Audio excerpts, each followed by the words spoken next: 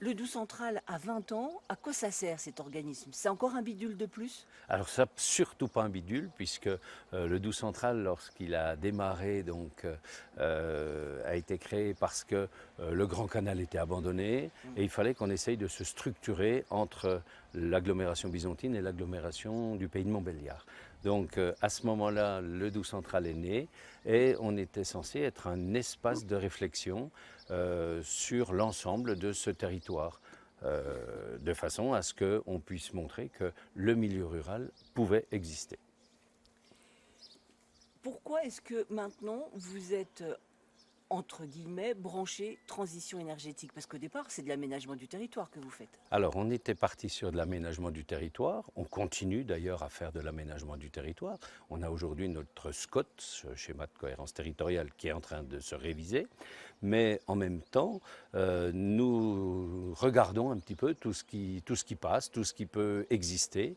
Et il y a plusieurs années déjà, mes prédécesseurs au PETR avaient fait le choix de candidater pour être territoire à énergie positive pour la croissance verte, donc de façon à être labellisé par l'État.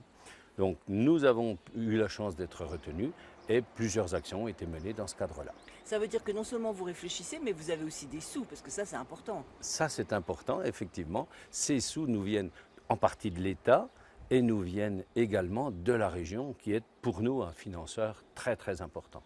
Sans oublier l'Europe. Sans oublier l'Europe, puisque pour la troisième fois, nous bénéficions de crédits européens. Alors ça veut dire quoi, la transition énergétique? Concrètement, ça donne quoi pour vous dans les projets que vous menez? Alors, pour nous, il y a plusieurs projets dans le cadre de la transition énergétique.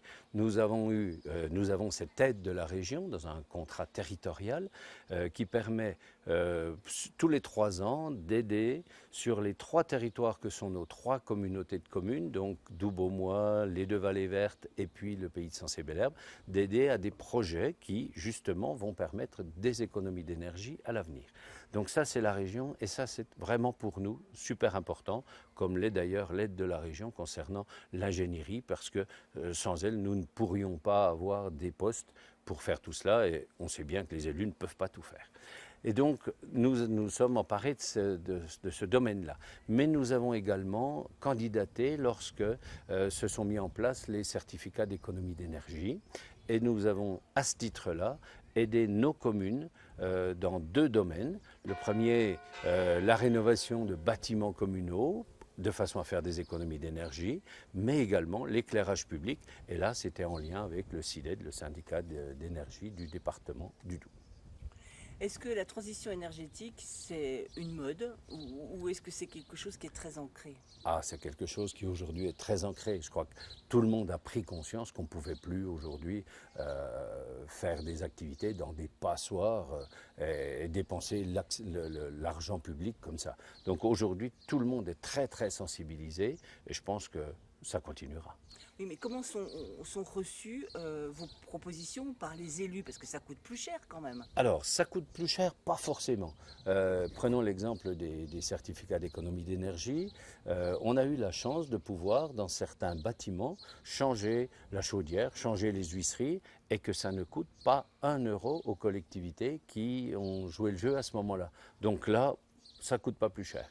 Les économies d'énergie générées par la rénovation de l'éclairage public, on est passé en LED, permettent de récupérer sur un délai très très court, 2 à 3 ans, les travaux qu'on a faits parce que bien sûr ça a été subventionné. Ça reste de l'argent public, mais c'est subventionné par ailleurs. Et donc nos élus sur le territoire sont toujours preneurs de ce qu'on leur propose.